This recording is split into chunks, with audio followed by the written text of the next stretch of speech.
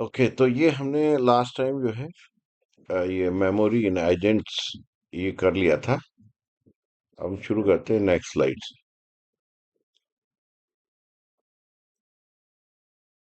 Reflection and self correction, evaluate past actions, improve on the mistakes. तो AI agents और और softwares के बीच में डिफरेंस है कि एआई एजेंट्स जो होते हैं, जो भी एक्शंस लेते हैं, उसको देखते हैं कि मेरा एक्शन सही है या नहीं है, और अगर सही नहीं हुआ तो इसको इम्प्रूव करते हैं। इस बार गलती हो गई तो वो उसको फिर नेक्स्ट टाइम इम्प्रूव करेगा। जैसे मान लीजिए चैट जीपीटी के अंदर हमने जो है वो डाला कोई प्रॉम्प्ट, और उसके अंदर उसका आंसर आया, बट हमने देखा नहीं, ये नहीं, हमें तो ऐसा चाहिए, तो हम क्या है दोबारा लिखते हैं कि ये नहीं भाई, इसको ऐसे दो।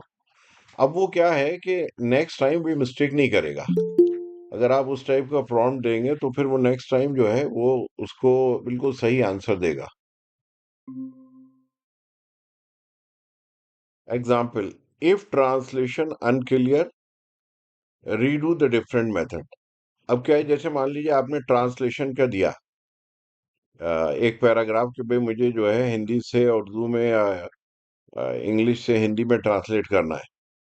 और जब ट्रांसलेट किया तो आपने देखा भाई ये तो बहुत मुश्किल हिंदी के अंदर ट्रांसलेट कर रहा है। आपने कहा नहीं भी, थोड़ा आसान जो है हिंदी के अंदर करो।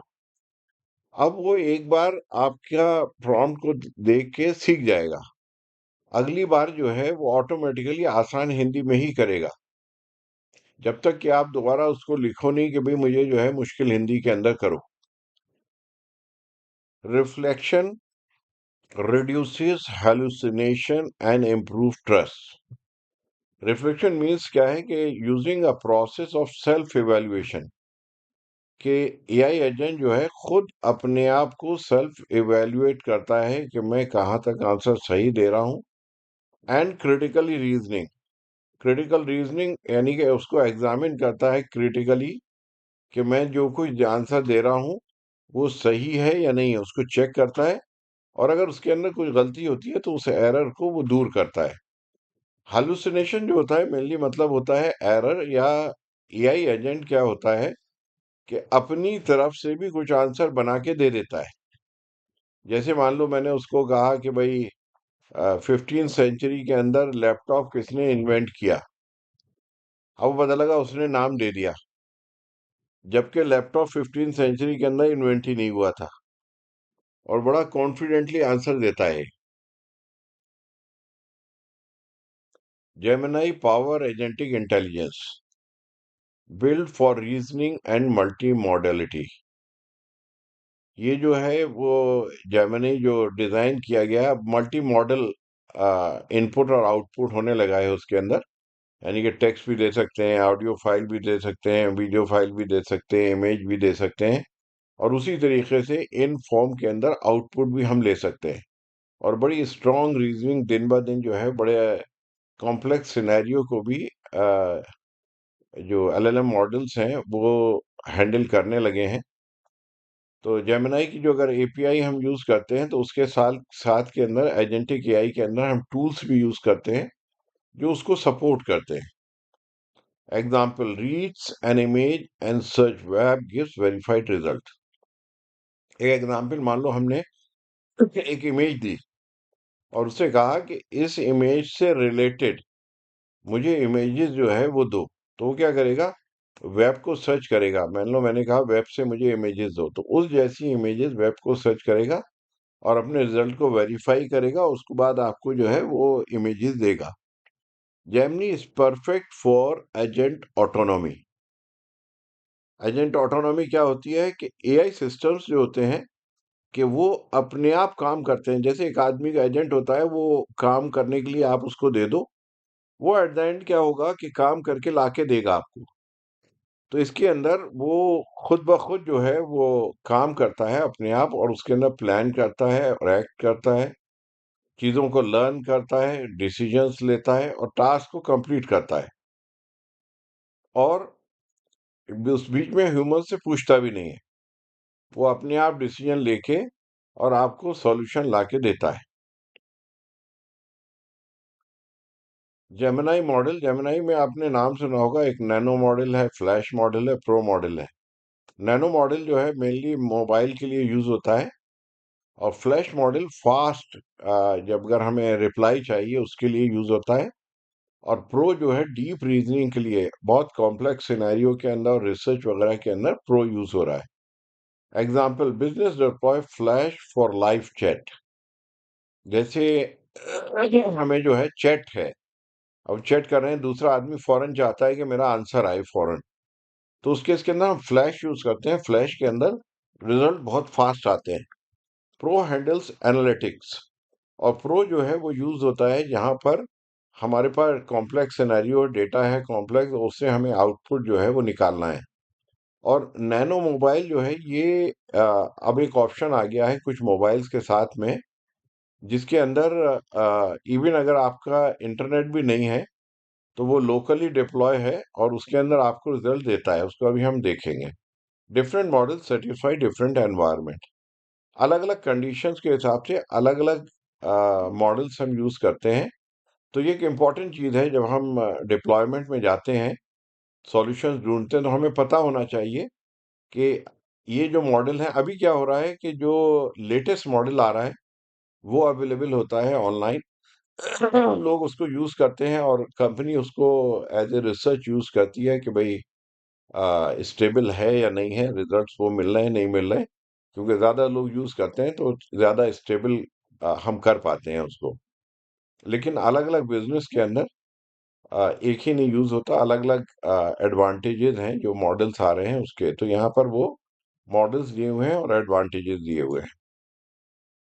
Gemini nano runs on the device, ये डिवाइस पे रन करता है, डिवाइस के ऊपर इंस्टॉल होता है। ऑफलाइन इंटेलिजेंस, और ऑफलाइन इवन आपको जरूरत नहीं है इंटरनेट की। Gemini nano is only available on newer high end devices, this includes Google pixel 8 series, pixel 9 series and Samsung Galaxy S24 series. It is not available on all the mobile phones, ये सब mobile phones पे available नहीं है, सिर्फ इन्हीं mobiles पे। Even अगर आप फ्लाइट में हैं, क्योंकि वो लोकली इंस्टॉल है, तो आपको वो उसको यूज कर सकते हैं। जैसे smartphone agent provides translation in the flight, आप फ्लाइट में हो और आपको कुछ ट्रांसलेट करना है, तो ये आपको वहीं पर ट्रांसलेट करके दे देगा, आपको नेट की जरूरत नहीं होगी यहाँ। Nano unlocks localise personal agents, तो नैनो ने ये शुरू किया है कि लोकली जो एजेंट्स है ना, अभी तक तो हम रिसर्च के लिए लोकली इंस्टॉल कर रहे थे, तो इसने एक प्रैक्टिकल यूज दिया है और कॉमर्शियल यूज दिया है कि जिसको जो है नैनो को इंस्टॉल करके और उसको यूज किया जा सकता है। जेमिनाई फ्लैश फ्लैश जो है वो रियल टाइम टूल यूसेज है, कि जिसके अंदर बहुत फास्ट इंटरेक्शन होता है, एफिशिएंट है और स्केलेबल है। तो कौन सी एप्लीकेशंस के लिए यूज होता है? जैसे stock alerts with immediate data fetch, stocks जो है सेकंड्स के अंदर चेंज होते हैं, तो ये आपको विद इन सेकंड्स के अंदर, फ्रैक्शन ऑफ सेकंड्स जो है, आपको डेटा देगा स्टॉक्स का कि कैसे चेंज हो रहा है। Speed matters for conversational agents, तो जिसके अंदर हम बातें करते हैं जिन एजेंट्स के अंदर, तो रियल टाइम डेटा प्रोवाइड करते हैं, तो उसके अंदर ये इंपॉर्टेंट फैक्टर होता है जो फ्लैश ओवरकम करता है। जेमिनी प्रो है बेस्ट रीजनिंग एंड प्लानिंग, ये रीजनिंग बहुत स्ट्रांग है, प्लानिंग इसकी बहुत स्ट्रांग है। हाई कॉग्निटिव कैपेबिलिटी, यानी हैविंग सुपीरियर मेंटल एनालिटिकल, जो हमारे सॉल्यूशंस हैं वो यहाँ से ढूंढे जा सकते हैं।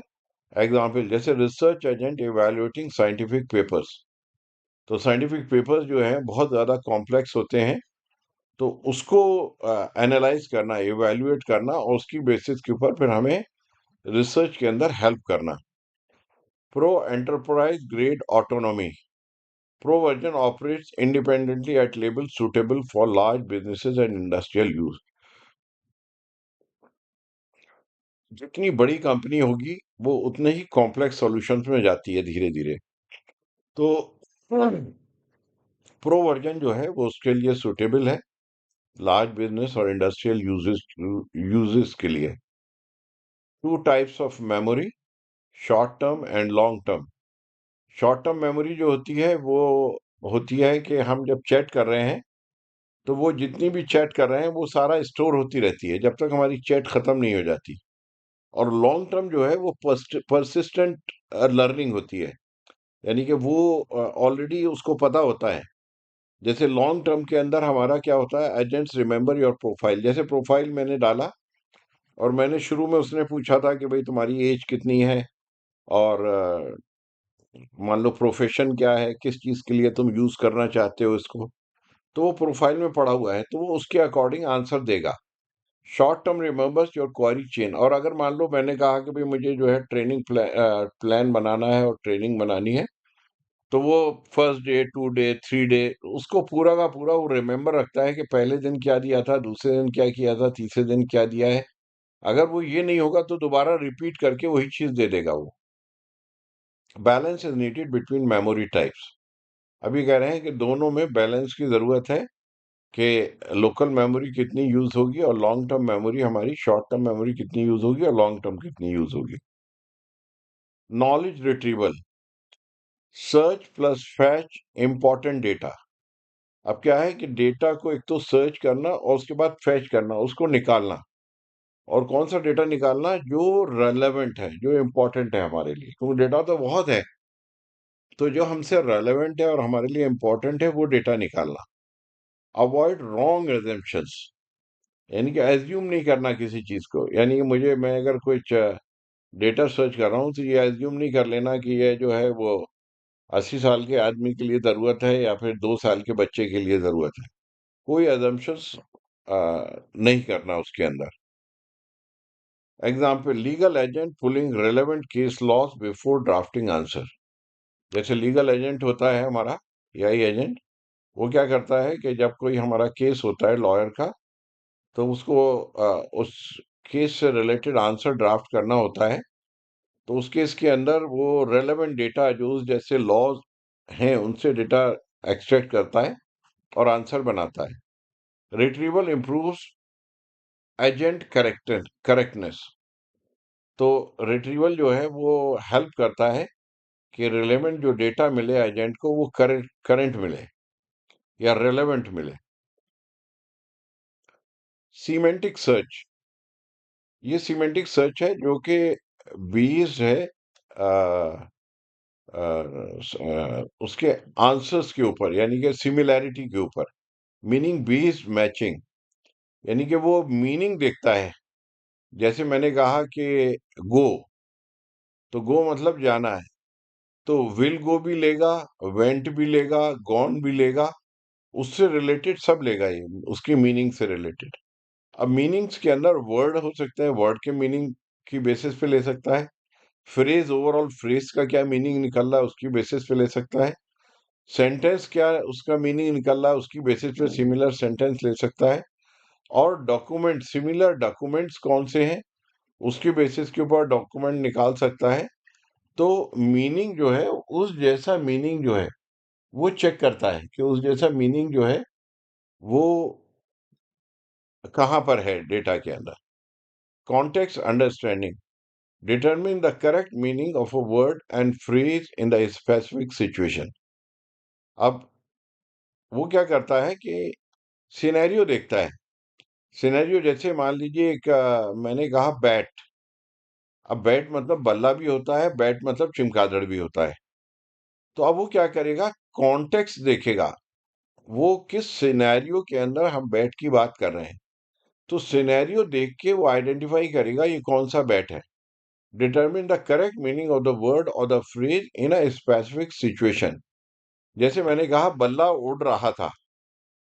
अब बल्ला जो है वो उड़ तो हो नहीं सकता है, बैट बैट मैंने कहा कि भाई बल्ला उड़ रहा है, तो वो ये समझ जाएगा बल्ला जो है वो उड़ रहा है, फ्लाइंग है, या बैट जो है उसका मतलब बैट है कौन सा है, तो वो समझ जाएगा। तो वो जो सिमिलर वर्ड्स होते हैं, बहुत से वर्ड्स ऐसे होते हैं उनके दो मीनिंग होते हैं। जो दो मीनिंग होते हैं तो उसमें बड़ा कंफ्यूजन होता है, कैसे ये समझेगा मैं कौन सा पूछ रहा हूँ। तो ये क्या करता है, आगे पीछे का पढ़ता है।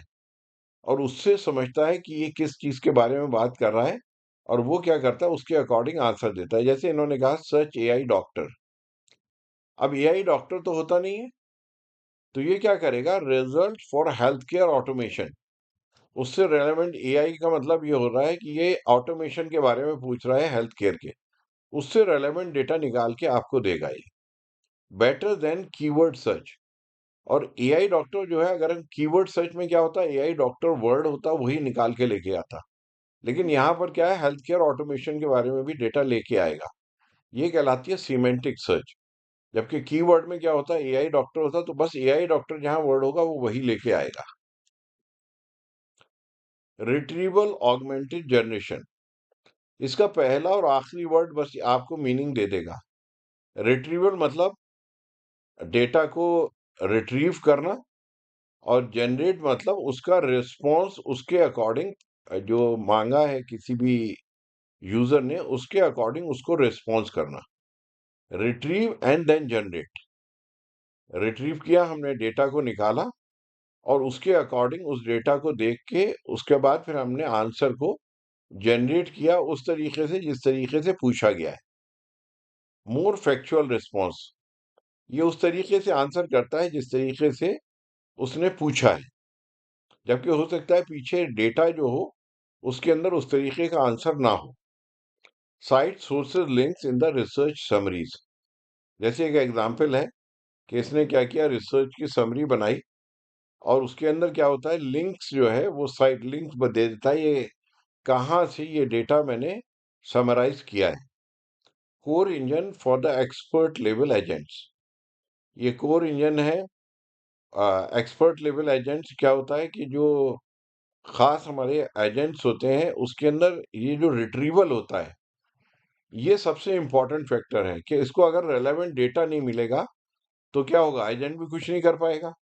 तो एजेंट की जो एक्सपर्टीज डिपेंड करती है वो टोटल डिपेंड करती है कोर इंजन के ऊपर, जो क्या होता है कितना अच्छा रिट्रीवल है उसका। एजेंट वर्कफ्लो स्टेप्स, ये एजेंट के जो हैं वो स्टेप्स हैं। एजेंट कैसे काम करता है, परसीव करता है, यानी कि अपने एनवायरनमेंट को चारों तरफ नोटिस करता है या रियलाइज करता है चीजों को, फिर प्लान करता है, फिर उसके बाद एक्ट करता है, उसके बाद रिफ्लेक्ट करता है। रिफ्लेक्ट मतलब रिव्यू करता है अपने एक्शन को। जैसे ट्रैवल एजेंट है, चेक वेदर चेंजिंग प्लान्स, तो वेदर के अकॉर्डिंग क्या करता है, वो प्लान को चेंज कर देता है। कहीं पर फ्लड आ गया तो आपको कहेगा कि नहीं यहाँ पर नहीं जाओ, इस वक्त जो है वहां पर ये सिनेरियो है। Loop continues until the goal completed, अब मान लो आपका गोल था कि नहीं मुझे कहीं ना कहीं घूमने जाना है, तो वो क्या करेगा, आपको सॉल्यूशन देगा उसका। Multi step task handling handles complex workflows and dynamic adjustments. Multi step task handling के अंदर कॉम्प्लेक्स सिनेरियोज जो हैं वो कई स्टेप के अंदर पूरे होते हैं, और वो स्टेप्स को कर करके फाइनली उनको एडजस्ट करके आपको सॉल्यूशन निकाल के देता है। जैसे कह रहे हैं filling tax returns. Tax returns के अंदर क्या होता है कि हम कस्टमर से लेते हैं उसके डॉक्यूमेंट्स, उसके बाद टैक्स कैलकुलेट करते हैं, और उसको वेरीफाई करते हैं और उसको सबमिट करते हैं। हमारे पास डॉक्यूमेंट मल्टीपल किस्म के डॉक्यूमेंट्स हो सकते हैं। Agents reduce human workload significantly, agents जो है वो ह्यूमन वर्कलोड जो है बहुत इंसान का कम कर देते हैं। तो कस्टमर सपोर्ट एजेंट्स, इसको हम नेक्स्ट टाइम ले लेते हैं, कितना रह गया, ठीक है। तो यहाँ पर आज हम एंड करते हैं।